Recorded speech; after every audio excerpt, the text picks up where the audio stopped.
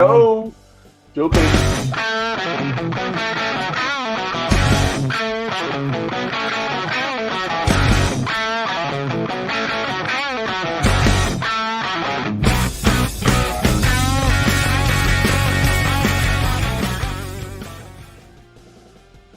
Hello and welcome to another episode of Talkin Balls around the AFI.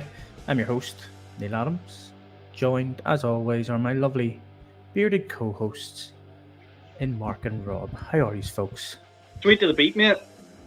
I'm doing good, mate. I'm doing good. How are you? I'm sweet to the beat, mate. Absolutely sweet to the beat.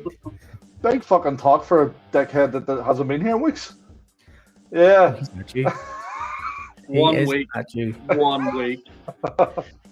With So 1 week and then I was in 14 Turkey next year weeks before getting that. my hair transplant. Getting the bap done. What's it look like? Let's see how it went. That's why I've got the hat on. You know, it just needs to heal for a wee bit. Cool. See, I don't think suit hair. Like, I mean, you would just look like a werewolf or something. I think it ruins the ensemble, do you? Yeah, I think so. Like, I think you need the baldy head to offset all the hair, like, on your face, like. You wouldn't look as much like Jason Kelsey anymore. Yeah. Where was it we were recently that someone said I looked like Jason Kelsey again? That was when you were taking my dad and my neighbour and stuff to the bar. And Yeah. he goes, you look like Travis Kelsey. And I looked at you and went, he means Jason Kelsey. No, he said I looked like Taylor Swift's boyfriend. Oh, Taylor Swift's boyfriend, yeah. I was like, how the fuck do you That's miss not it? How do who you that miss is. that much? That's not who that is. Not far off though, mate. Brother. Yeah. We're still waiting on El Presidente to come on. He has his invitation sent, so he should be joining us momentarily, hopefully. Uno Hopefully. momento. So, how'd you boys get on at the weekend? Did you get any chippies? I got only one joke this weekend. One joke. Wow, look at you. Joe Buchanan. He threw the old chippy joke out. Jason Duddy didn't follow through with the ice cream. No ice cream was received. Upset. Jason Duddy You're did not not the bring ice me. cream ref, man. You never get an ice cream. Yeah. Well, I tried to make myself ice cream ref at the Trojan game. Sure, I sent the picture to Milo and he shared it, but it didn't quite catch on. Aye. Jesus Christ. Evening, Duh and Maxie, how you doing? Yes, Mark will play a Brazilian. Yes, he will play in Brazil. Not a problem. Wait, what? I don't know. Doha says, are you accepting to play Brazilian? I would love to.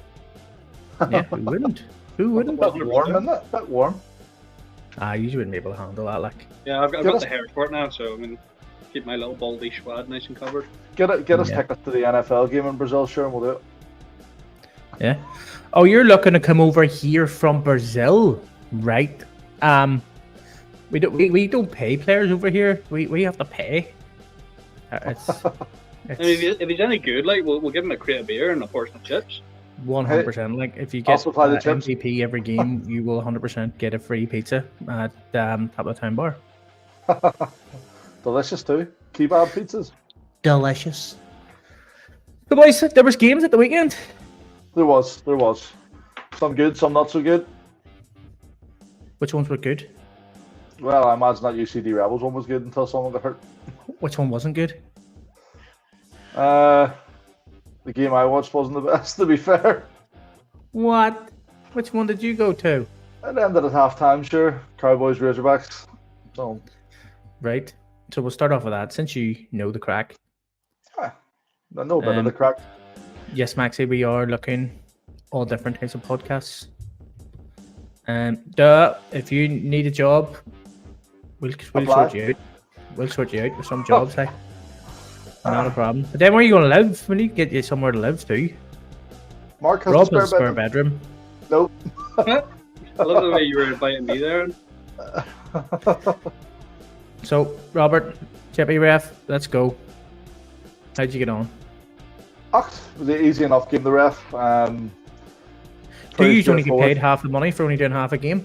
No, my hourly rate doubled just, mate. What? My hourly rate doubled. Oh, wait. So Nice. but no, it wasn't a bad game, I suppose, for the half. Peter Lochran threw some absolute dimes. I'm sure you've seen the video. I think the Cowboys shared it of them throwing to their number 24 or something. That was class. So nice to watch. What was the end result in that game? Because I've seen a few which said like 30-0, 32-0, and then apparently, right now, this is what I'm told, but it ended up 49-0.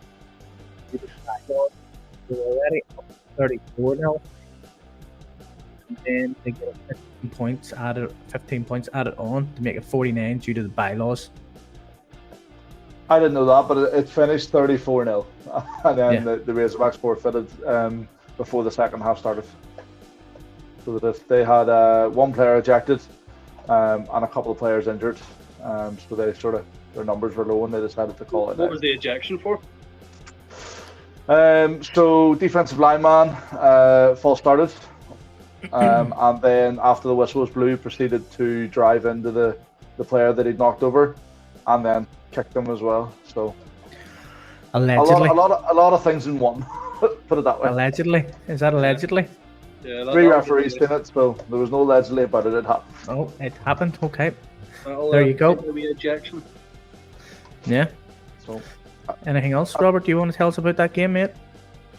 Nothing too major. No. To be honest with you, the Razorbacks actually they started off their first phase of offense not too bad. Got a couple of positive yards and stuff like that. I don't know, maybe if the Cowboys were thinking it was going to be too easy at the start. But as of the second offensive sort of series or drive for the Razorbacks, the Cowboys were just getting the backfield every time. What was the reason for the forfeit? Just low numbers. There are a couple of hurt players, so I know what you're trying to get out of me, and I'm not saying it. I'm just asking a question. I haven't a clue what he's saying on that. No, just to be honest with you, at the time it was 34. Thank you, Jason. At the time it was 34-0. Jason, he's saying thank you. He's two-faced bastard. He's simply giving off about you 2 seconds ago. So you never got an ice cream. No, he private messaged me there. He said he's bringing ice cream this Sunday. Oh right. He's gonna hand it to you while you're doing O-line and he's doing D-line. Here you go, Rob. Oh, you can get past. Go. Want to be like Waterboy? Slap hands. Matthew Crozier, the Cowboy, says the numbers were fine. They just had more. They had more than enough players to play. They just didn't want to continue. Hopefully, you're all tired out for next week. Huh? That's an opinion. Is that okay? Should we move on? Aye, let's move on. Are you too scared to go on, or what's happening here? I'm not too scared to go on. I personally would agree with what Matthew's saying. So there you go. Yeah, they're good, man. We've been, especially with the Jets, I know we've a couple of times this season we've been struggling and stuff like that, but we've finished games with 15 players. So you had 12 players the last time. You said a Oh, well, Wilson says, please move on. Here, the Belfast Trojans were playing the Minotaurs. What about that? You said you wanted to referee that game instead. Me? Because it was closer. Yeah. And I had ice cream. And I had ice cream and pizza and some chips probably. I tried to get down to that game, but nobody was available to accompany me. I was in Derry, man. Being selfish. It was my wife's birthday. I had to go away for the weekend. I was hedging my bets. I jumped on a train to head down to Antrim. I was like, someone will pick up their phone and we'll go up and watch the game. And I think I must have sent Robert like 40 different messages. We're going, mate, I'm jumping on the train here. Just hedge my bets. Let's go watch this game. And I'm sitting on the train. 20 minutes goes by. I'm like, fuck, he hasn't replied. Send him another message. Dude, I'm getting closer. Let's just go to this game. Still no reply. One stop away from Antrim. I was like, man, I'm almost in Antrim. I'm starting to believe that you're not going to get back to me here. If I get to Antrim, I've got nothing to fucking do. And 8 missed calls as well, Mark. 8 missed calls, yes. How did you end up going to a fucking comedy show instead? I know, right? Fuck. Saturday night, a snowball started at the top of the hill and it just fucking went like that, mate. Jesus Christ. Fuck's sake. It ended up being not a bad night though, so I enjoyed myself. Paddy Ralph was funny as fuck. He was so funny. Jesus. That was the guy with the guitar at the end, wasn't it? Yeah. Jameson came to Goon. Somebody else said something. Oh, why? Wait, what was that? Wait. Oh God, Jennings is a wet ass DB. Dan Kane Denton says. Sorry, Jennings. I'm just repeating what he said. 29-10 for the Belfast Trojans. The Westmeath Minotaurs relegation is now confirmed for them. They will be playing in Div 1 next season, and will automatically be favourites for Div 1, I would assume. That seems to be the way it goes. Yep. Whoever gets relegated from the Premier Division automatically becomes a favourite for the Division 1. Yeah, that just shows the cup in class. It does, but it's the same in sort of more football. You know, teams get promoted for the Premiership or Championship to the Premiership, straight back down. Unless, of course, you're Portsmouth, in which case you go down. And now we're on the rise again. Yeah, that's a song as well. Going down, down, down, down. Did you see the score happening this way? Did you happen to? 29-10. I thought it would be a little bit closer, and I always thought the Trojans would win. But it's not a bad game. 29-10. It's smack bang where I would expect it, to be honest. Minotaurs haven't had a great season. Trojans needed to win to, I feel, sort of secure their place, especially after Admirals lost the Panthers in the playoffs. So, yeah, big win for them. And I'm not surprised at the result. Yeah, no, that's exactly what I thought it would have been too. Like, you know what I mean? It's like, yeah, it's pretty much what you probably would have predicted, to be honest. Like, you know, you predict Trojans get a couple of touchdowns, Minotaurs to get one, but Trojans ultimately coming on top. But it's still not confirmed. They're still not. They're not secure, literally the winner. I think the Trojans play. They play the Admirals at home. Play the Admirals at home next week on Saturday, and the winner of that game gets 4th place. Yeah. I suppose that is kind of true because they're pretty close on points difference as well, and the Admirals have the edge there. But yeah, no, I've said this. I don't see the Admirals travelling up to Belfast and beating the Trojans, but stranger things have happened. That is it. Yes. Keelan O'Neill says, "Hey, you leave Portsmouth alone. We are on the way back up." He's a fan. Mark is a fan. Mark is from Portsmouth. There's a fellow Portsmouth fan out there. Yes, man. There's one other one. Bar Harry Redknapp. Play up, Pompey. Let's fucking go. Yes. I found the other fan. They exist. Who knew? We had the Cork Admirals against the Panthers, and I went against my beloved Panthers, my dark horse, the Panthers, and it fluffed me. I just assumed the Panthers would go, you know what, we'll go easy on the wee Admirals this week because we've already clinched playoffs. No point injuring players or anything. We'll go and play a nice wee easy football, and then Admirals will play on. Not a chance. Put on the pedal. And it was happening a good couple of times now. It wasn't just one of those things. I wish we went down to watch that game because I was keeping such an eye on the scoreboard and it went back and forth so much. Yep, it was literally as soon as one scored, the other one scored. Oh, it would have been an awesome game to watch. But I told you this last week. The Panthers do have something to play for. If they beat UCD, now we know obviously that's unlikely. They wouldn't be the favourites in the game, but they'll be seeded first in the league, which means they'll not have to play UCD or Rebels to make it to the final of the bowl. They'll have to play Trojans. So they've still got something to play for. You know that, and I know you want to be the best. You got to beat the best, but you'd rather meet them in the final than semi-final. That's true. Imagine for the full season saying that they're your dark horse and then you don't bet in their corner.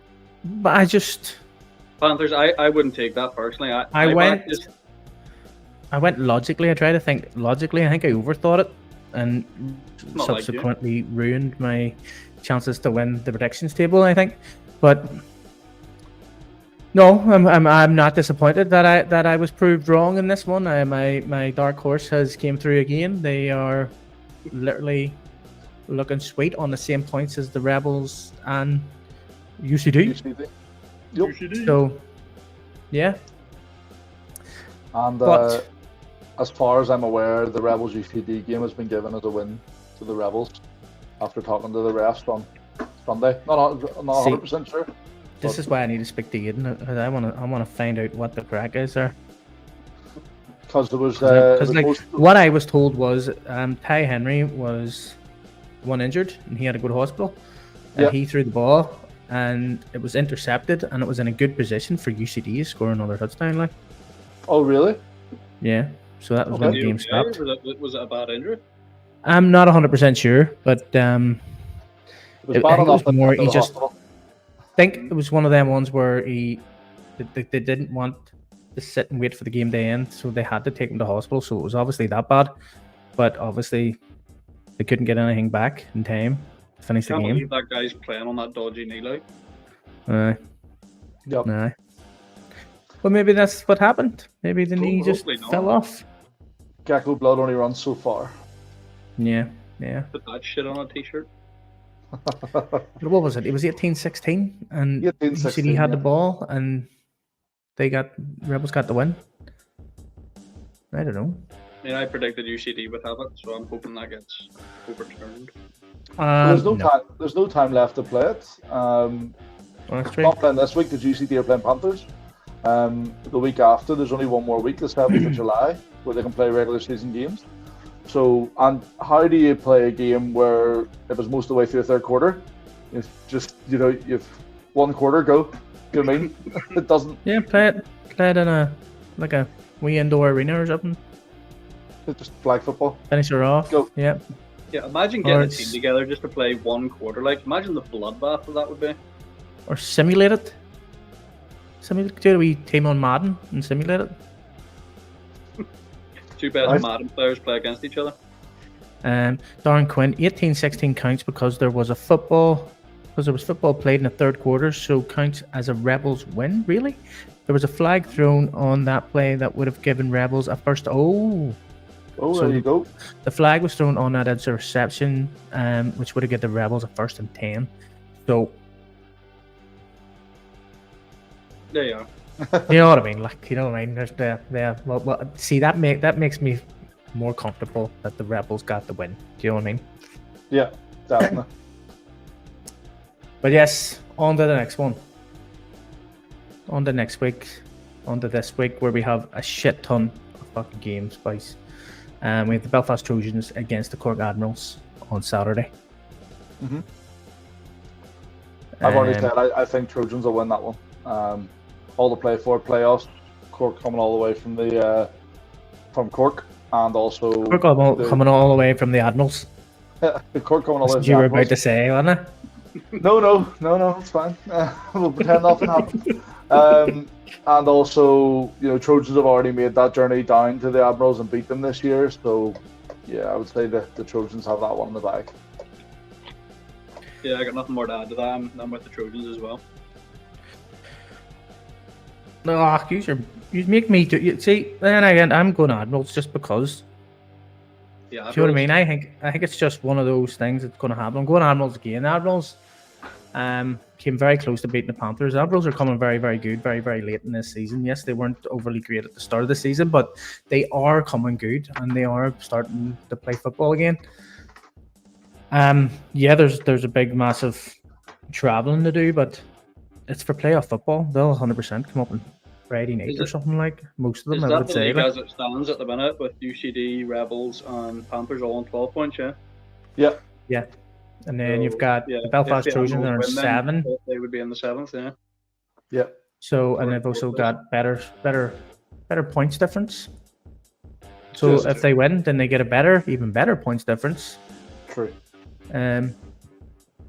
So yeah.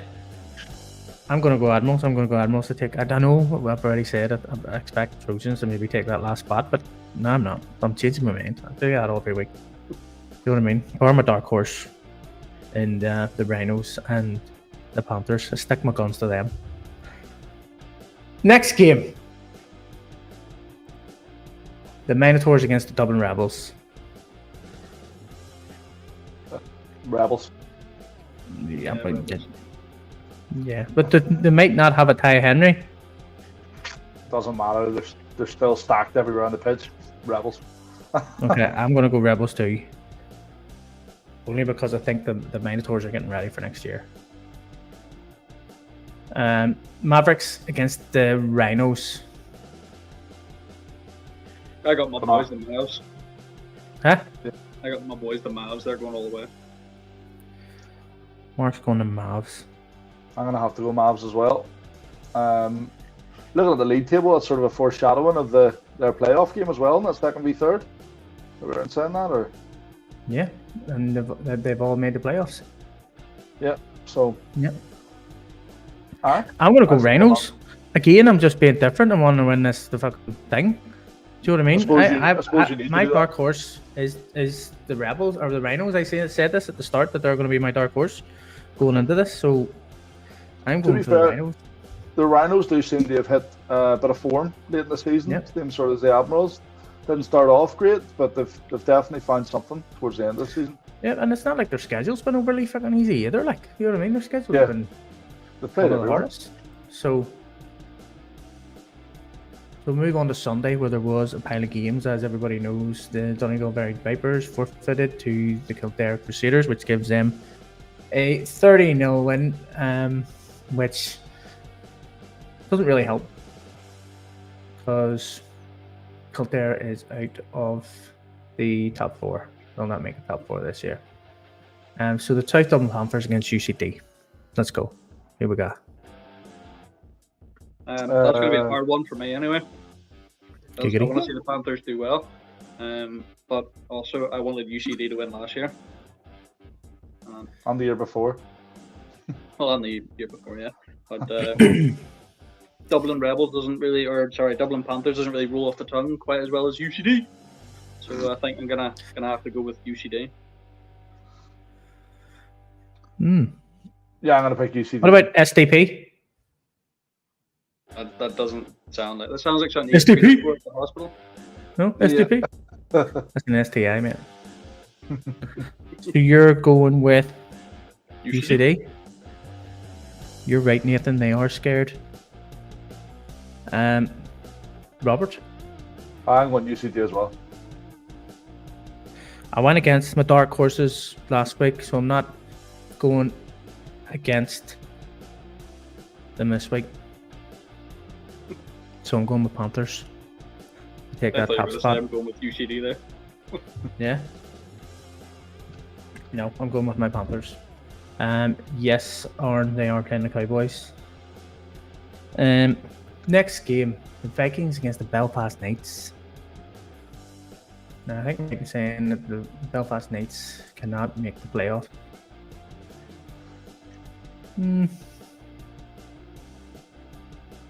No, I don't think so. I don't think they can either, looking at it. I'm trying to work it out, yeah. But the Knights can. The Knights are on 5 points. Oh, I know, sorry. Yeah, no, they can.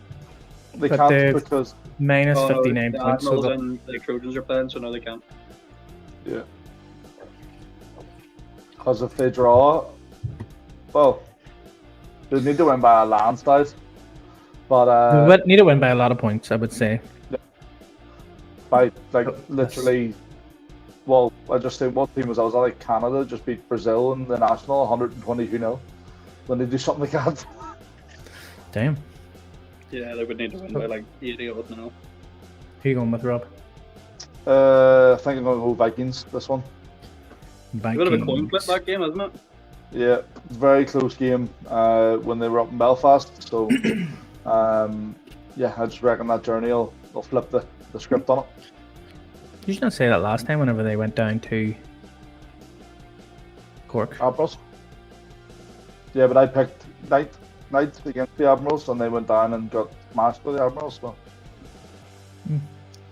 Mark? Well, I think I'm going to have to go with the Knights this time around. Purely because my boy Tan has now jumped shit from the Razorbacks and he's with the Knights. Oh, yeah. And I love that boy, so I want to see him play well, so let's go Knights. Yeah, I'm going to go Knights. I think Knights would just be too big. I think I've said this a couple of times. I think I've said this a couple of times, but I think they're just too big for the Vikings. I think I said this the last time they played. You think? Yeah. Well, Yeah, like physically, I'm going next. you mean, or- Yeah, well, bigger. Yeah, bigger. What way do you think? I mean, There's a few big boys at the Vikings as well. Like, huh? there's a few big boys at the Vikings as well. They're not all small. Oh, I know. But I think that like Knights are known for being big baskets.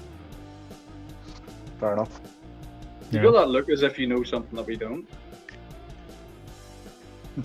Ty Henry's transferred to the Knights. For one game only. Yeah. The Antwerp Jets will be playing the Craigavon Cowboys. I honestly can't wait for this game, you know? Yeah. It's a team I've never played before, so I'm excited to see what they bring. I think I And played without them a shadow once. of a doubt, we're going to fucking hammer them.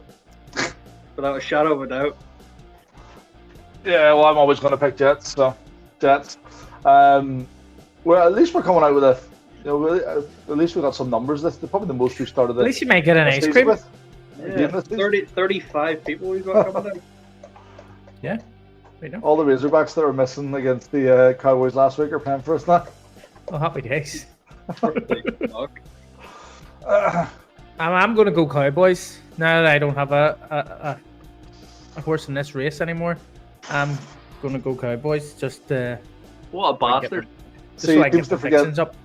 He seems to forget that we both know where he fucking lives. So that new Astro of yours is getting the tire slashed. Hey, I just need to hand you a beer and you'll forget everything happened. Or a chicken wing. Beer. You'll come to my house to beat me up. Here you go, Robert. Oh, what were we talking about? Give me 10 Chippy? to 15. What? There's a game on? But yeah, I'm going to go Cowboys, and that'll be me taking the lead in this fucking prediction thing. And 3 points, mate. No. But this one's sort of like it is the Admirals against the Trojans. It's the Division 1 version. It is the Wexford Eagles against the Causeway Giants. Yup. Eagles. Yeah, Eagles. I'm going to go Eagles too. I think the display that they put on just against us and seeing what they have to offer, I think it blows the Giants out of the water. Yeah. I just think after that loss against the Rhinos, it just shows that the Giants have improved, but you know what I mean? They're just Not quite that level yet. not quite that level yet. Do you know what I mean? Yeah. Then they got battered by the Crusaders as well. So, yeah. Yeah. So, although I think that the Giants have improved, I just can't see this happening at all. So I'm going with the Eagles. The Eagles will take the last 4 spot. And yeah. Yep. So, R. McCardle says, "Am I coming down to watch the Dark Horses?" I don't think I am. I think I've got something to do on Saturday, and then I have to go in with these donkeys to watch their game. You're doing a chain crew on Sunday, aren't you? I'm not doing no chain crew, bro. On. No, I'm bringing a couple of ice creams and just sitting watching. No, I'm going to you eat could food do in ball front of boy. you. You know? No, Foster's doing ball boy. Foster does that's ball boy all he better than does. anyone. He's the best ball boy there is. That's what he does. When Jim says, "When is the hammer going to come down on these forfeits?" Teams don't have players. I don't know why. I don't even know what to say to this anymore. Like, I mean, it's like the Jets had 12 players whenever they forfeited. They had 9 players when they forfeited halfway through a game. Whenever they lost, they came down with enough players, and then they lost them due to injuries because they're all soft. You can understand the frustration that other teams are going through, though. Yeah, 100%. Yeah, you know, like they want to play a game, but you know, like teams are under enough stress trying to friggin' just fulfill these fixtures and get their teams together, and then boys are like letting you down like last minute, going, sorry boys, I can't make it. You know what I mean? Like we had a boy that just didn't show up one time because he was playing golf. You know what I mean? I was like, you fucking serious? Are you serious? If you're watching Dempster, I hope you're there on fucking Sunday. Yeah, Dempster. But yeah, it is. It's something that needs to be sorted. But it's how do you sort it? Like the president says he's coming on in 5 minutes, so we have these questions for him. So, what would you rather though? You know, tell him to hurry up. I understand the frustration half a game, but do you get the boys ready to play half a game? And unfortunately, the team, like we did, end up with 12 players, weren't able to fulfill the rest of the game. Or do you just have less of a season? Have 6 games? Or do you say, yes, we get it, you're forfeiting, but we've 40 players here, take some of our backups and play them? Same again, I suppose that's possible, but then no, that'll never work. And stuff. Bit awkward, but yeah, the Jets had a few players that ended up injured, so they had no options but forfeit. Yes, yeah. But it's like the same. Like the Vipers are struggling, the Jets are struggling, the Razorbacks are now struggling. I mean, like, where all the I honestly don't know where all the players went. We had that year we won the Div 2. We had 45 players on the books or something. Yeah, like I didn't even between retirements and all. I didn't think there was that many players leaving. What's DV8s? Am I missing something? I'm going to assume 8. Is that 8v8 tournament you're talking about? Something like that. Because yeah, that sounds cool. I like the sound of that. I think Squidward said something about that, Scotty. That sounds interesting. Arena football. Yeah, 8-man league. Yeah, that would be cool. It would be cool. Imagine the space in the backfield.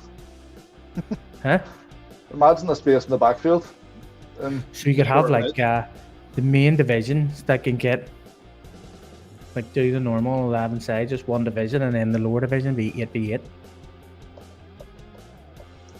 But then, what about the guys that can't field an 11v11 team, and they are obviously not able to? Then they go up to the big division, which is with all the big boys that can field 11 teams. Probably be a separate league altogether. There's no way that you could integrate them. Yeah, that's what I'm saying, though. Like a separate league for the 11v11. If you can field 11 field squad, and you want to play that, then there's a league for you. Yeah. If you feel 8v8's better for you, then you join the 8v8 league. Yeah, Farron said there was a development league for teams. Yeah, that would be a good shout, I think. Yeah, I think that would be a good one. It's only been the last 2 years that this sort of started to happen, though. Like, when we first started, there was never any teams forfeiting. Do you know what the worst thing is, though? Like, see, since fucking Jaguars, the Steelers, and the Jets have all came over to Ireland and started with their market race, but there's been more forfeits instead of more people interested. Yeah, strange. Yeah, there hasn't been an overly massive influx of new players. Yeah, it should be like all these boys going here. American football? People of the Jaguars, Steelers, Jets coming over here? Wonder if there's a league. You know what I mean? You get all these kickers going over to the International Player Pathway. Did you ever play in the AFI? In the Irish League? Didn't even know there was one. Yeah. Do you know what I mean? And what do you do? Like that's what we're here. We're trying to promote the league, and before we came onto the scene, there was literally one podcast, a domestic game, and they were doing it. And then now there's 6 podcasts now? Yeah. Since we started? A lot more anyway. So this is the whole point of us. We're trying to promote the league, yes.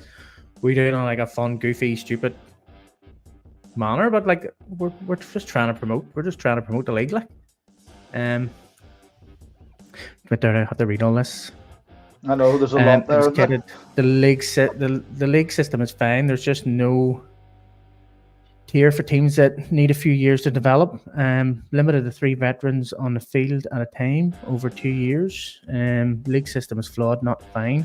I mean more so that the second division shouldn't be 8s. Well, you see, that's what I'm saying. We have a developmental league. We did, but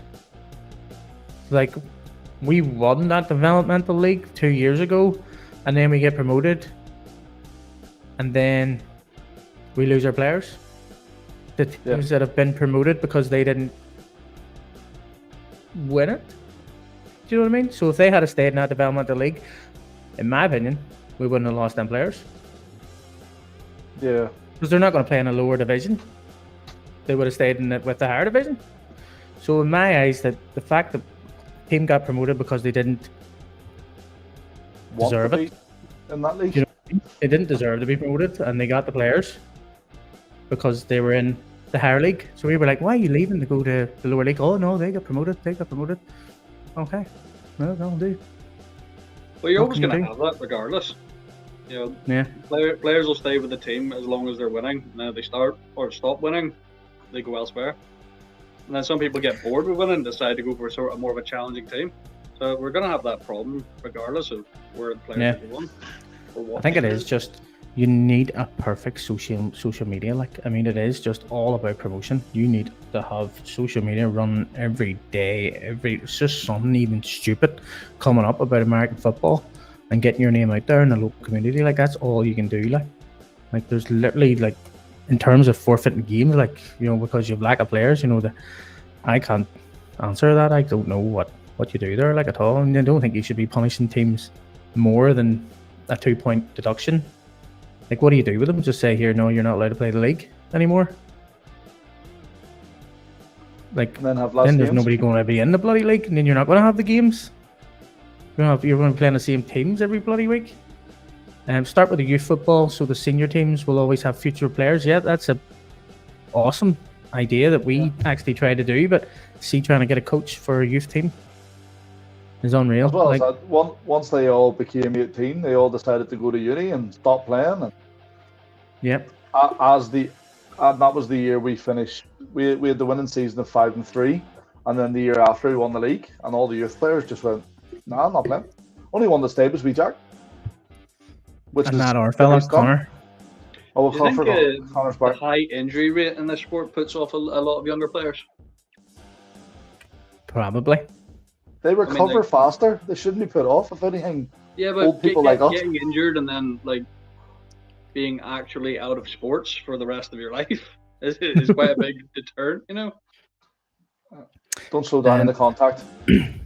Second division being Bates would cause problems with promotion relegation. Yeah, I think it should be just a Yates league and a main league. I think would be the way forward with that if it was to ever happen. Like, then SPC Div 1 DV8s. Once you have certain numbers in DV8s, you can move up. Ian Shaw, yeah, great idea. Restructured teams have worked as opposed to DV8. Not a small team, but per se. But Crusaders are a team that formed from 2 in 2018 and been building since. Would allow the likes of Trinity, Pirates, Bulldogs to hopefully make a viable comeback. On the back of what Jason says, we need to have commitment from the team to develop on from DV8s, not to have, when you have enough players, been seen actively trying to grow. Maybe even at a stretch, bring back the Galway Warriors too, and the Tyrone Titans, mate. Do you remember the Tyrone Titans? Drogheda Lightning. It's just Drogheda all the teams. Belfast Blitzers. Yeah. Chris Bell for teams that forfeit, in my eyes, should be put into like a DV8 league just till they have numbers again, experience, able to fulfill their games. But could you see so? I'm not sure. I think the problem is you would need to have at least 8 teams to go in and start at something like that. You're not going to have like the teams that are currently fielding a full squad wanting to opt out and go into the 8 league. So, you also got the Pirates too, like the Pirates. How do you tell teams that they have to go down that way? I think the Pirates are going to struggle again if they do try and start up next year, because a lot of their boys have went into better teams and they're doing a job. You know, Rhinos, Panthers, things like that. So they're going to struggle to pull them away from that, you know, the caliber of team they've been up to now. We see, I says about having a roster cap, which would have stopped one team having 60 players and another team having 20 players. Yep. See what I mean? So you could have like the roster cap at 40, 45, and then basically say, I'm sorry, you're not going to make a team. There's a team down here. They're looking players. Go down to them. So you have. I mean, it's all about helping the league. It's not about helping your own team too. Like, because if your own team's sitting there with 60 players, and then you're trying to play in a division, and then you go on and complain that they couldn't field the team because we stole all their players or some stupid shit like that. There, you know what I mean? We got 60 players. They've only got 20. They should fucking be They should be punished for that. What? Yeah, it's a hard one. Well, I suppose it's going to be brought up at the league AGM this year, and I'm sure the league will do the best they can to deal with it. But at the minute, your decision is have less teams in the league and less games, or just get on with it. Like, we're doing the best we can, and I mean, that's not. I don't know who said it there. It's not a bad idea that if a team does forfeit into their 2-3 games, that they then do get penalised in the sense of, look, you're going to have to next year, can't fill the squad, go down to the AFI league. That's a pretty good idea, because it's not really getting penalised. They say, look, you can't fill the squad. Here's another league that you probably flourish in. But like what way does that work during a season though? Like what way does that work? Like, it'd be a case of you play out the season. There'll be no way of penalising a team for the 2 points. The issue you have with a deviate league as well, though, or 8v8 or whatever, would be once all those teams aren't wanting to stay there, they're wanting to jump to this level. You need an influx of places, creating new teams. What, who was it said it there at the start? Like, you must be seen to be trying to better your team. There's no point in spending 2, 3, 4 years in that league if you have the players. If you have the players, then you must be promoted into that league. No, I understand that, but if there's 6 teams and all 6 of those teams at the same time get to that level, and there's no deviate team, and one team's trying to start up and they have to stay in deviate or whatever, and they can only get that many players, then what do we do then? I don't know. There's a lot to it. There is a lot to it. Yeah. Chris Bell, yes, we're looking forward till Sunday. So yeah, Mark, are you inviting all the Cowboys to Top of Town afterwards? Yeah. Have you already done that, right? Top of Town. I haven't already done it yet. Delicious pizza. This is how you do it. This is how we do it. Pizza and beers, boys. Back at Top of the Town after the game. Yep. See once we beat you, we'll give you some pizzas, okay?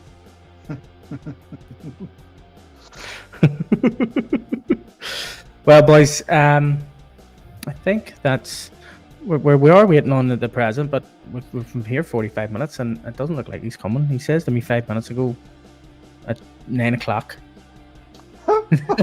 17 minutes ago. And he also said he'd be here at 8:30. So you know what I mean? There's not much I can do here, like, and I'm literally just talking balls right now. So that's what we do best. I have messaged him to see if he's coming on, and he hasn't responded. So we're going to have to call her. If we get a hold of him, we could always do the questions and then send out the answers throughout the week, couldn't we? Yeah, we could do something like that there, yeah. Mate, I can show you the bloody messages. I'm actually on them, look at that. Aidan AFI. Songs I didn't even realise that. I know, mate, I'm sitting here and look, I've literally sent the message. Are you coming, sir? Yeah, he's blocked me. Block me now. That's it. Not talking to me anymore. I showed him the questions. I showed him all the questions before we got on. He was like, nah, I'm not having any of that shit. I don't want that smoke. Oh, dear. Right. But yeah, guys. Maybe I was going to try and talk shit for an hour a wee bit, but sure. Oh, if you want to keep talking balls, I'll keep talking balls. Yeah, why is Curtis not here? Did he go to Turkey to get a hair transplant? Oh, wow. I'm just saying, we get shit thrown my way every week when I'm not here, but we didn't bat a freaking eye. Kurt's been here a lot more than you in the past 2 months, mate. Right. I've had better things to do, yeah. People are asking what questions were asked, so will we just go through them here quickly? Would you want us to go through the questions, right? We'll answer the best we can. We still might get a hold of Aidan, so if Aidan becomes available in the next sort of 15-20 minutes, we can always get on and do them and then release them over the week. Sweet. Well, the number one question was obviously, how can we punish them forfeiting bastards? Which was, there was about 4 or 5 or 6 or 7 or 8 or 9 of them. That was aimed at some. Yeah, there was one that was specifically aimed at us. Yeah. Thank you, Nathan Chapman. Fucking Chapman. Oh, there's Aidan now. He's coming on now. Look, logging on now, he says. That's him now. Good times. Look.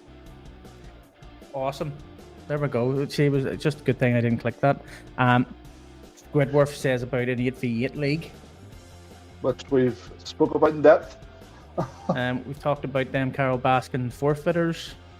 But you don't care about what we think. You want to know what the president of American football in Ireland thinks, don't this? We just talk balls. This guy runs the show. Funny thing is, still clickbait. He's not here. He's clickbait. Just joking. He wasn't even coming. I'm sorry. Joking. No, he is. He's supposed to be. Windows update's going to be an hour. For 100% that happens. The login doesn't seem to work. Well, listen, Travis and Jason Kelsey are in London at the minute, and they'll be in Dublin this weekend, so who knows? Can we get tickets? You're in Dublin this weekend? I know, mate. I'm going to get them on the podcast, New Heights. Are you going to watch Taylor Swift? No, I am not. Yes, you are. I'm you not. Huh? You love a bit of Tay-Tay. Bit of Tay-Tay? I don't see that as embarrassing. I don't like her at all. But anyway, no, Leslie and her friend are going, so I'm taking them down, and me and Mark are going to go do a wee bro date. Mark? We're just going to stand outside the gate and sing along. I've got my cowboy boots ready in my hat. What? Well, I thought he came on there. I thought something happened there. No, I'm just reading that there. Any chance of official league table? I know that's 100%. I'm asking that question as well, mate. Updates on that. We need somebody to do a website. We need to hire a website guy. Do you know what I mean? Just for the update. Shite. Just so we can go on and we know, you know what I mean? Whenever I want to put out a fixture list, I've stopped doing it now because people give me shit. Because it's never right. Because I get it from the AFI website. We've said this so many weeks.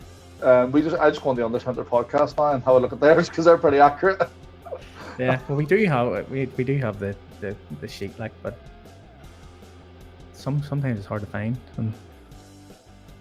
Is the Jets playing shield/plate if they fulfill the game? See, I was thinking this, darn. I was thinking that with the Vipers forfeiting twice,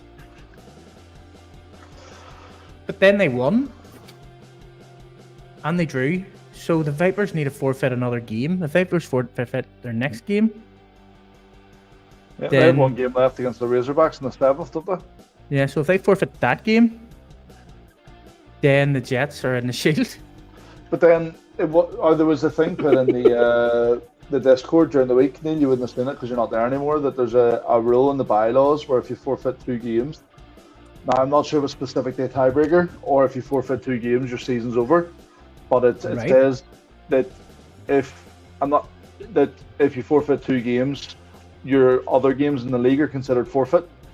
So you lose every other game you played that year, 30-0. That can't be right. Then why would we be playing the next game then if that was the case? We've only forfeited 1 game. Oh, so the other game didn't go down as a forfeit then? Does us forfeiting halfway through a game not count then? I don't believe so. Yeah, Jason Duddy says the forfeited 2. Darren Quinn, I don't think the points matter. Apparently 2 forfeits rules them out. You see, under centre are great for it, but it's never 100% confirmed and based on probably correct assumptions on results. So that's true. Yeah, Ross McKenzie says 2 forfeits bans you from the post-season football. There he is! I knew you were coming on in. Hello. Hello. The air's okay. We can. I can, yeah. Let me give it a second. I might have to turn it up.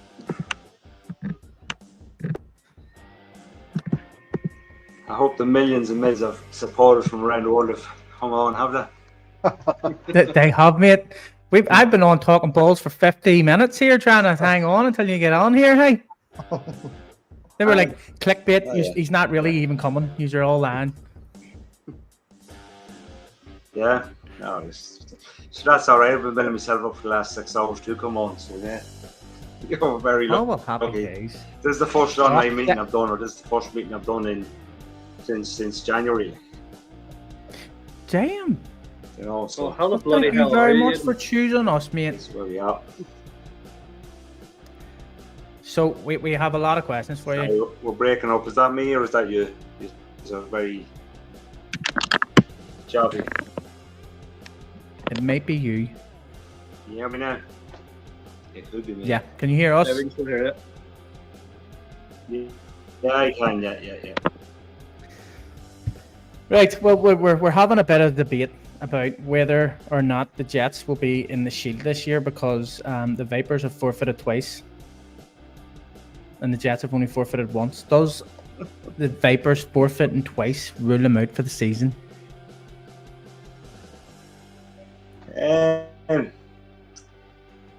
Judging by the bylaws, and I did see this, so you have to understand it. They're very. I get emails. I haven't really been looking at my emails. There's other board members checking my emails, and there's other people involved in groups. But I still get the messages. I still see the start of emails and text messages that come onto my phone. It is within the bylaws, and it's up to the commissioner to make a final ruling on this. There is something in the bylaws about 2 games. If you forfeit 2 games, the stuff like that, and you end up forfeiting all your games. Now, if that was to come into play, then every game would be, if the commissioner rules it that way, then yeah, technically as per the bylaws, every game would be a 30-0 loss. Then, but that rule hasn't been enforced for as long as I remembered. It definitely hasn't been enforced over the last couple of years, where teams have won games and then forfeited the seasons and then forfeited the rest of the season, and we hadn't gone back and retrospectively cancelled all them games. Now, I think that was only AFI 2, but I don't know if I need to look at it as well. I don't know if the Vipers are the only team that have forfeited 2 games. Maybe you can tell me that. But then we need to look at that more than that. But ultimately, as I said, that would be a rule or decision for the commissioner to finalise on, if you know what I mean. Yeah, it does. So yeah, to answer your question, there is a possibility if the commissioner says yes that I don't know if you played them once or twice this year with the Vipers. You could end up with what did you draw? 1 game and lose. No, we lost both games, so we were not very good this year. Lost both games, so there's a chance that we could end up with... you could have won your first game in 3 years. In 2 seasons. What? So we could have 2 wins out of this? 2 seasons, yeah. No, we only played the Vipers once, so we would get 1 win. What? Did we not play them twice? The only team we played twice this year was the Giants. Listen, there's a few things that I need to speak to the commissioner about, and that just to get decisions made on them, preferably before the end of this week, before this weekend of games, and then hopefully that'll all fall into place, because there's a few decisions that affect AFI 1, a few decisions that affect AFI 2 when it comes. Yeah. There's a few decisions that affect the playoff seedings for AFI 1, a few decisions that could affect playoff seedings for AFI Premier Division, depending on how this weekend's results go and stuff like that. So that the commission needs to sort out and resolve and give clarity on and give a decision on them. That kind of way. What about a team that forfeits at half time? Does that count? As frozen now? I presume you said what? What happens when a team forfeits at half time?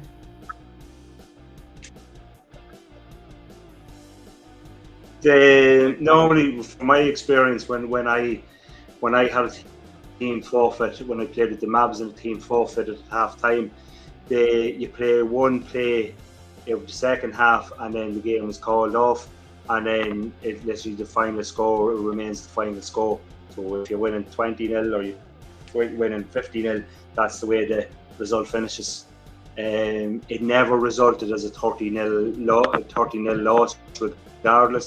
So I'd need to look at that. That was a game the Mavericks played against the Soldiers many years ago, and I think we took them up 40-0 at half time or something like that.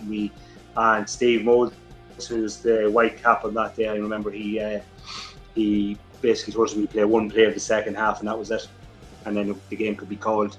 I don't know what way that works out, if it happens before half time or as it did this weekend, if a game has to be called in the middle of the 3rd quarter and that kind of stuff happens there. There's a bit of sorting out that the commission needs to do on that. I think she's made a decision, which I think UCD are looking for clarification on it as well, just to get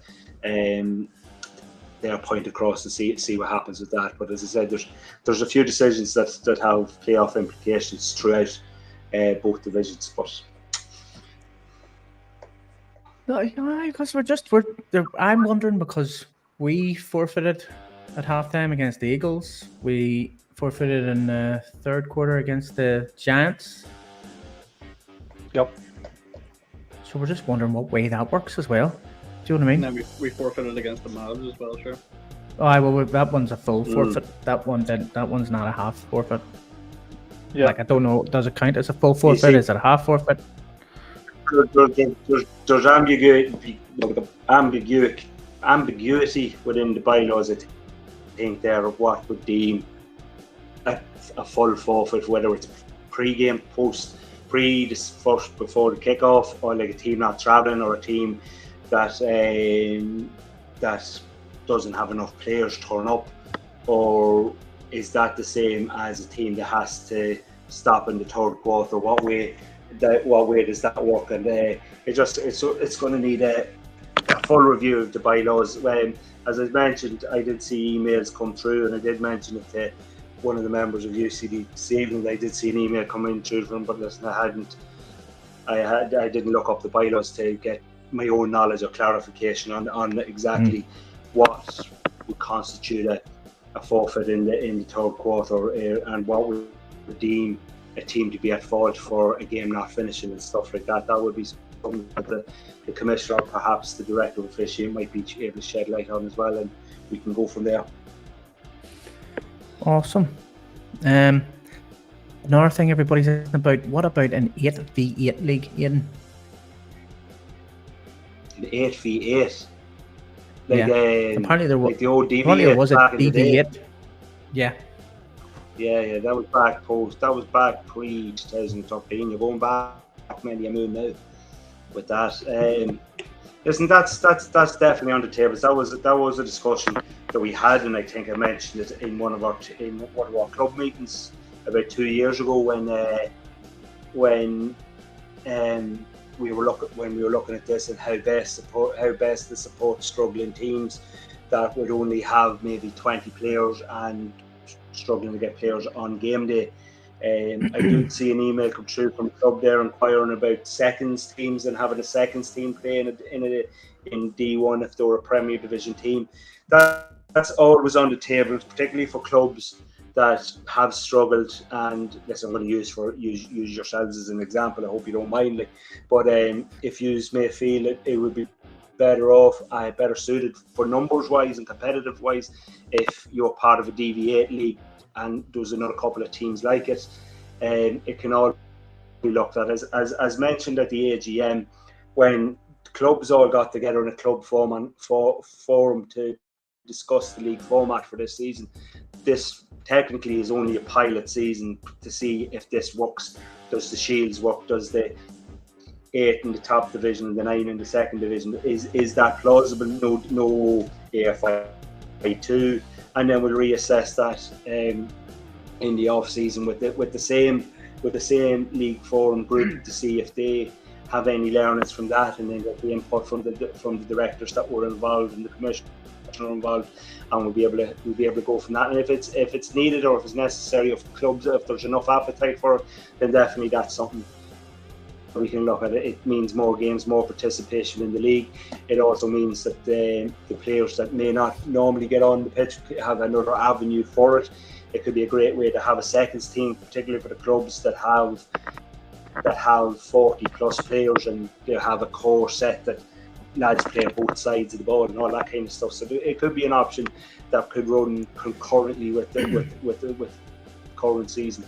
But again, that's something that'll have to be tested out with teams. There'll have to be enough appetite, and there'll have to be enough commitment. It's all great saying in a meeting or on a call or in an email, yes, this is fantastic news, my club will sign up for it. And then when it comes to putting things together, lads, it doesn't come to fruition, and there's a whole lot of effort put in for nothing. I do know of a few things that I've done now that have fallen at the wayside like that. So yeah, it's like whenever you get rid of the Division 2 and everybody was shouting just have the 2 divisions, and now when the 2 divisions are about there, we need a 3rd division, we need a feeder division, we need one of those starter divisions, and it's like, right, well, you asked for this, now you want back to normal, and Curtis McKay says 88 would be a great opportunity. There's also the other aspect of it as well is that over the last couple of years, we've engaged with other federations or engaged with other coaching bodies where they can encourage our coaches and help our coaches become better coaches. And if our coaches become better, our players then become better, and the standard of football grows throughout the team and throughout the league. And then if that happens, then there's a least likelihood of blowout wins of clubs, of teams or games being such a washout at half-time that games are getting called at half-time or games are getting called early in the third quarter with a running clock and stuff like that. I think there's a lot clubs can do. There's a lot we can do as a league to help clubs with format and structure.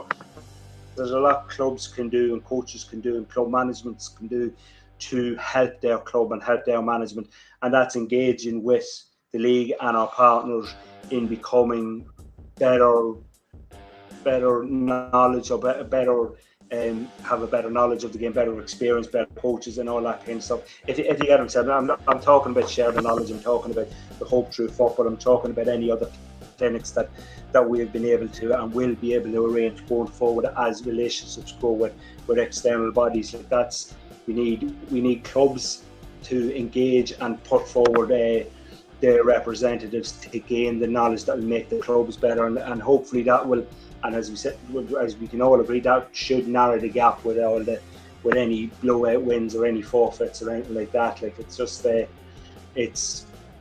has been a number of forfeits if this season compared to the last two seasons. If we take Trinity out of it, take Trinity College out of it, I think we're looking at about maybe 3 or 4 extra ones this year.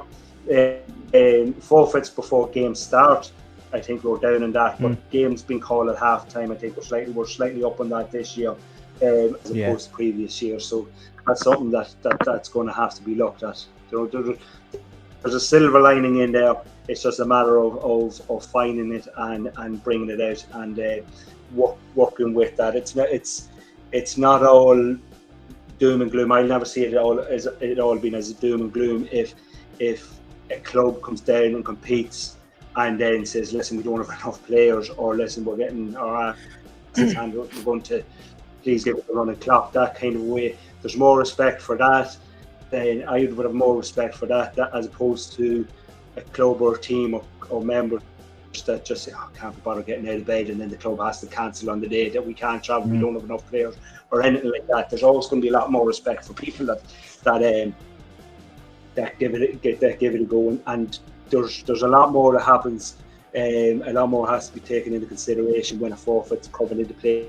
The amount of expenses that say a home team has to put out to run the game day and stuff like that. So hopefully teams can see the silver lining and then be part of what can make clubs and teams better. Scotty B says, with the coaching clinics, would it be an idea to make it mandatory for every club to send somebody? You see, the mandatory thing is it can be tricky. It's when do you host it? When do you do it? When is it going to be an in-person? Is it going to be online? If it's during the week or at the weekend, what way does it be then? Because you're relying then on coaches probably having to take a day off work.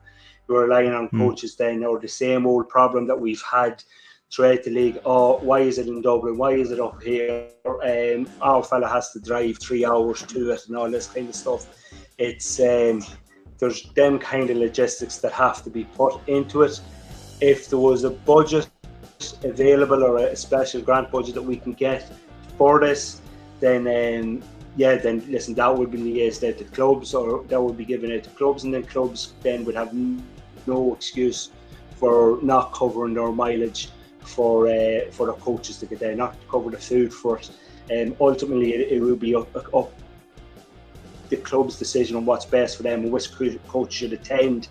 And ultimately, listen, you're bettering yourself to better your club and better your players and better the league as a whole. So it all goes in circles there, and it just comes down to the commitment of people to want to get better, and an understanding, particularly for experienced coaches or coaches that have been in the league a long time, that there is an opportunity to get better. From speaking to coaches within the league and speaking to coaches outside the league, there's always an opportunity to get better. Like, you know, if you were a perfect coach, you wouldn't be in this country coaching twice a week and a game on Sunday. Just put it that way, there's always room to grow and improve. So there was a couple of people. I think it's just to answer Scott's question there. I presume it's Scott from the Cowboys. Scott Buchanan. Scotty B. But it ultimately comes down to the commitment of clubs and coaches in particular. If we make it mandatory, how do we enforce it if it doesn't happen? Given the fact that nobody's getting paid for it, and there's remuneration needed and reimbursement and incentives probably needed as well. Like fuel costs are going up. How do you cover that? And then a bit of food if somebody does have to travel a bit of distance, whether it's up the north or down the south or anything like that, you know. There is a lot of stuff happening in Ireland at the minute. Like, I mean, you have the Jags coming over, you have the Steelers coming over, you've now the Jets are involved over here. Like, how does that not seem to be helping clubs over here? You see, you have to understand it's about building a relationship. It's about building a framework. It's about building trust more so than anything else. Like, there's 3 NFL teams that have the international marketing rights for Ireland. All 3 have begun to engage and have engaged with AFI. Like, it's great they're in here, but if I went up and said, listen, come here, what would help us now is all this money. We can look after, give us all this money. We can do this, and this, or give us all that equipment. I'll give it out to clubs. That will reduce it. And if you don't have a trust, or you don't have an inkling of who you're dealing with or what you're dealing with, then it's not going to happen. We have to, and the board agrees with me, and any of the directors agrees with me, or anybody that I've spoken to about this, to see the common sense logic in it, is that, like, for the Steelers, for instance, it's a matter of building trust. We've ran now 3 events with the Steelers, and they're very optimistic, and they're encouraged by the growth and enthusiasm of the AFI coaches and how well we can run a camp. So there's already talks in the motion about more youth camps for kids like that. And the more that happens, and the more our relationship grows with the Pittsburgh Steelers, for example, the more our relationship grows with their connected bodies within Ireland. And then that's where networking events can open up for us. And that's where, listen, AFI are very good at doing this, and they just need a helping hand with a few little things. And that's where you might get, please God, in the future, you might get a philanthropist or somebody like that that come in and say, listen, I'll do this, or I'll get you this, and that could be a massive help for us down the road. But it's like that with the Jets as well. The Jets have been with the Jags, they've been nicely working their way up the north with the Jag tag. They're bringing it down here now, and like that, it's building a relationship with these brilliant NFL teams, that it isn't going to be a one and done where these lads they're just not working. They want all of this stuff from us, but they're not going to give us anything in return. They're amateurs. That it's all about building a trust and a framework with them, that they know that we're a competent NGB, that we truly are involved and enthused about the growth of the sport in Ireland, whether it's tackle football, whether it's flag football, whether it's girls youth flag football with the Jets I'm big into, and that kind of stuff. So it's a matter of putting our best foot forward and showing that we're capable and confident and trustworthy for them to take the next step of investment in it.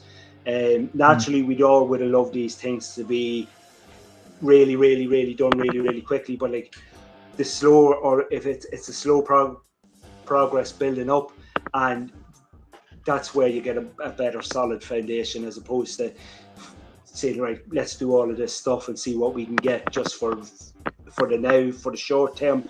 It's all about making sure that we've a long-term relationship with them going forward. Yeah.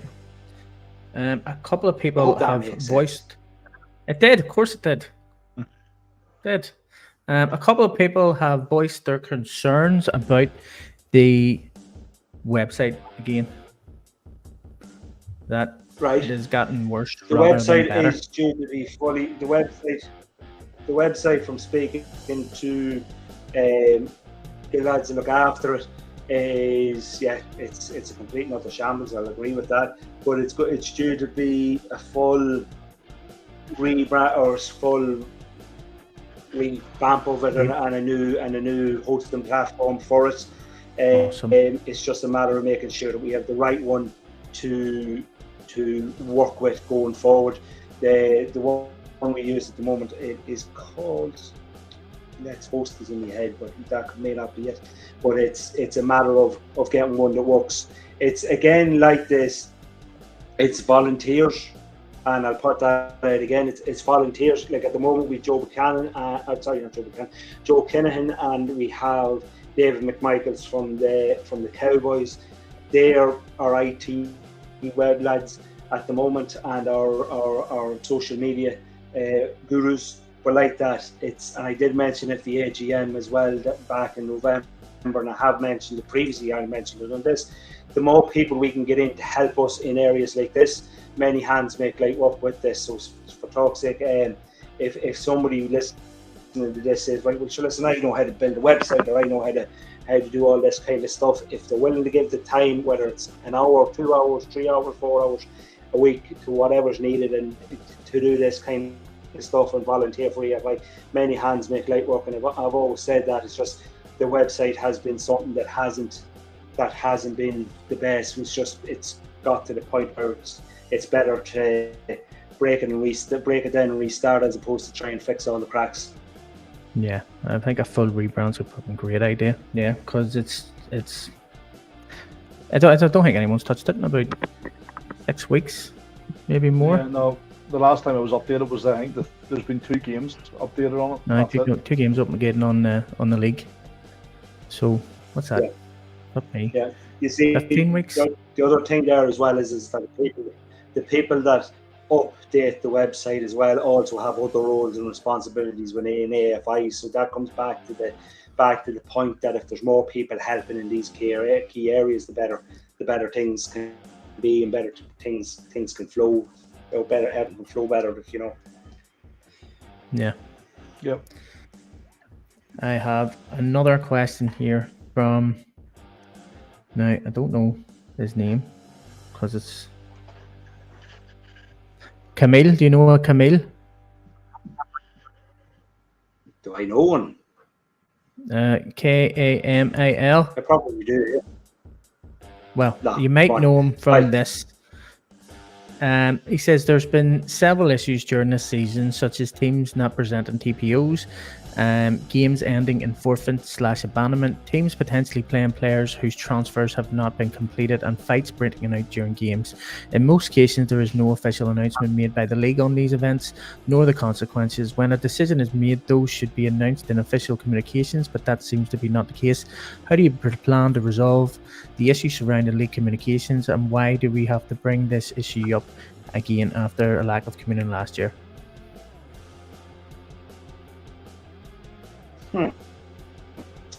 Right. Well, I don't know that, and as I might have mentioned, and as I said to a lot of people, I took a break in February to deal with a personal issue, and I thought it would be resolved pretty quickly, and it hasn't, and it's still ongoing, and it's going to be a long time before I am right.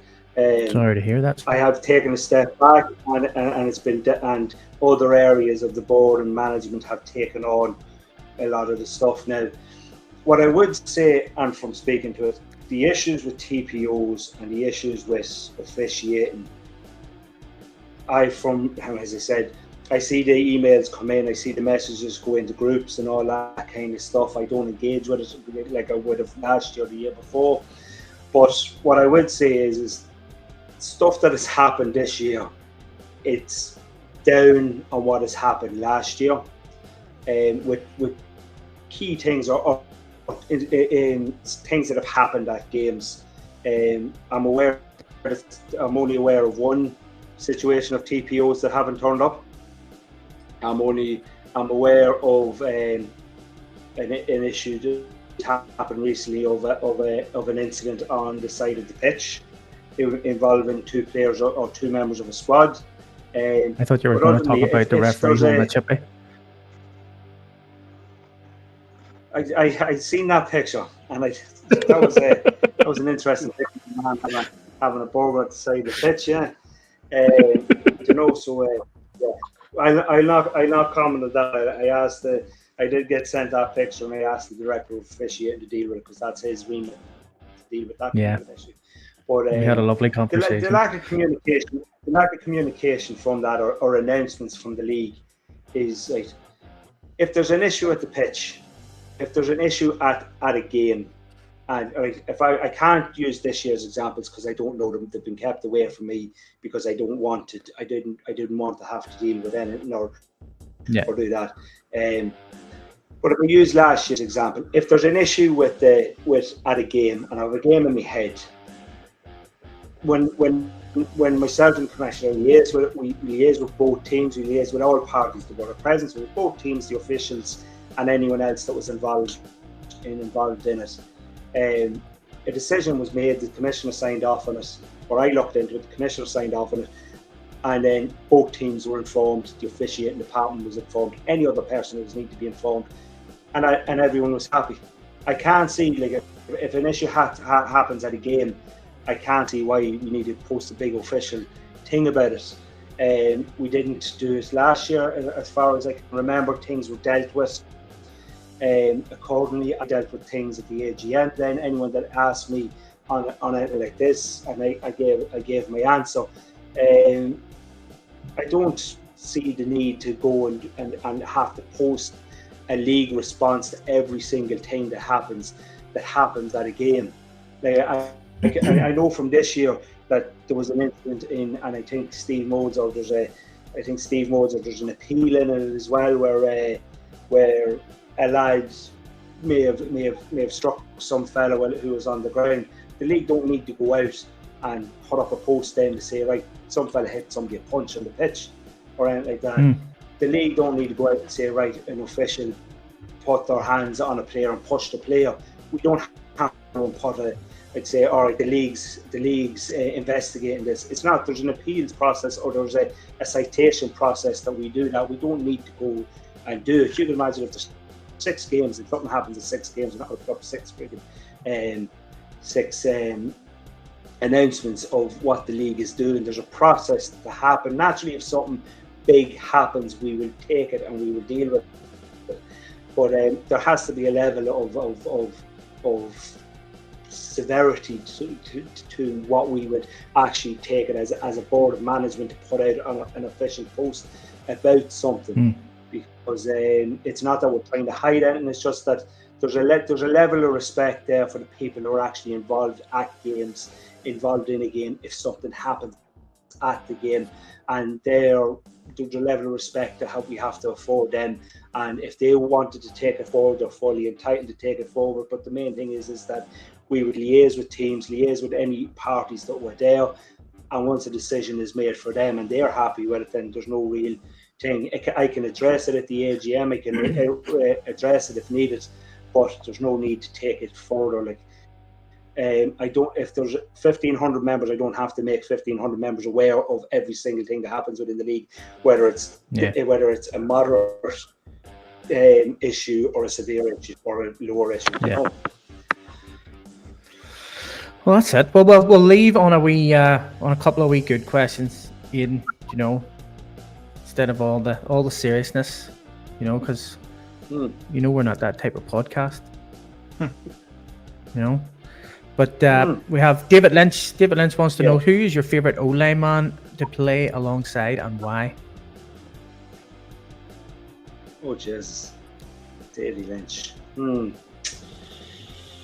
See, David Lynch left me all by myself when we got promoted to the Shamrock Bowl, so I got creamed because he left for a season. You see. So it's not him. So he's out of it. Listen, come here. There's a person who plays for the Mavericks, and you know what I mean when I say left side. So that's all that matters. Does he still play for? But Lynchy's close there. Is we call him 1A or 1B. or 1, you know. No. It's definitely not John McCarthy.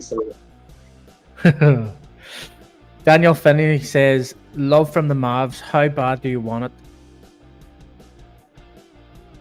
I'm assuming that means to win the division. Oh, how bad do you want it? Real bad.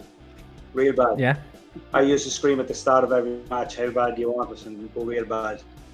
You know. Oh, is that it? So right. Simple little things. You know, I do miss the playing time and all that kind of stuff, and just it's just never. I'm like, like Pink said, Pink will never dance again. I'll never play football again. Let's put it that way. No chance of you coming back for a wee special? No, maybe for the final? No, not at all. Just my back and my head aren't in the right place. So no, I don't know what to watch at the moment. No. You know, but I was at a game a couple of weeks ago. Yeah, go on. No, what? You were at a game, weren't you? Because you were at the Trojans game, weren't you? I went to my first game a couple of weeks ago. I went to the Trojans UCD game, and it was good to get out. It was good to get to a game. It was my first game this season, and I learned a lot at it. Now, no disrespect to anybody that I met and I talked to, but I wanted to leave after 45 minutes. I did, just my head. And I wanted to get out of there, but and I did speak to a lot of people after that. But I learned a lot. I learned that I suffered a stroke. I learned that I was recovering from cancer, and I learned that I had a mental breakdown. So I learned all these things about things that are wrong with me. So it was good to get out in the bed. I'm going to my second game of the season this weekend. Just for talking. Any of them things are not why I'm not with football. They're just and it's not personal, family related or marriage related and shit like that. And it's something that's wrong with me. And then listen, we might come out at some stage. I might feel comfortable enough to talk about it at some stage. But I'm going to my second game of the season this weekend in Dundalk. So I'm going to Mavericks Rhinos game because I think that has huge implications to who is the second seed. If I am correct. Yeah. Yep. Indeed. The Rhinos. And if it's sunny, if it's hot, sunny weather and the sun's out, I might wear my Jackie Moon basketball jersey. Oh, nice one. Well, it's been a bit mad weather these days, hasn't it? Like you don't know what you're going to get. You know what I mean? That's been hard. hard. The weather's like a box of chocolates over here. What do you mean over here? You're only about 2 miles. You're about 2 hours up the road, like.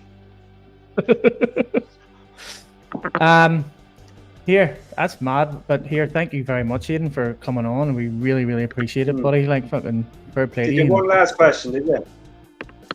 Yeah, it's about are we allowed tinted visors? To read the bylaws. It says in the bylaws. They want you to change the bylaws so that it's allowed. They want you to just scribble that part out where it says no tinted visors. I want you to scribble that out and just say, all right, you're allowed tinted visors. Well, so they can make a proposal for the AGM. Simple as that, you know. Yeah. So we'll see what that is. Listen, it's been grand. As I said, this is my first meeting or first thing since January. I think it was since January since the last time in the call or something like that. I was meant to go to a couple of board meetings, and 5 minutes before the board meeting I just closed over. I wasn't ready to go and talk and all that kind of stuff and get back into it.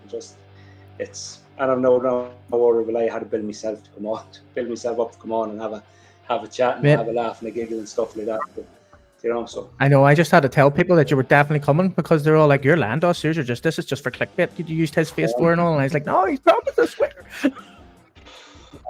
Yeah. But no, sir. Thank you very much for coming on. It's an absolute pleasure, sir. Yeah, I'll listen to me any time.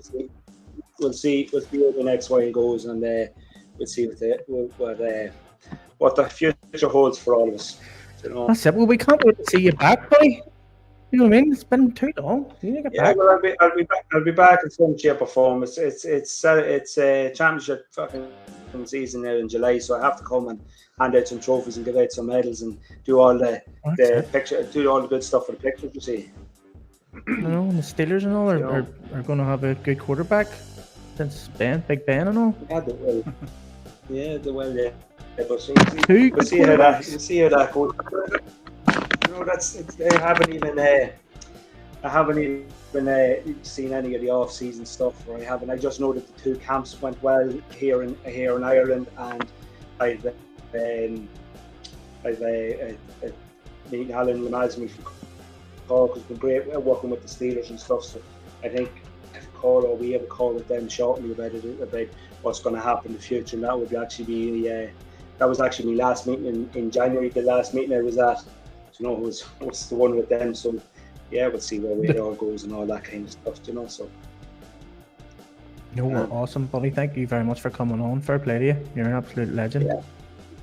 And we'll see you next week for another episode of Talkin Balls. Cheers for coming on, Ed. Thank you.